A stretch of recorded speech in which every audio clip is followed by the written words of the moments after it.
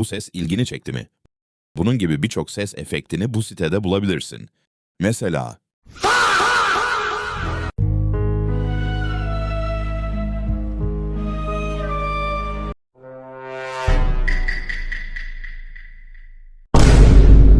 Ne diyor oğlum? Güt oğlum, ben bunun önünden geçmem. bu sitenin adı Mindstance. Arkadaşına gönder, o da faydalansın.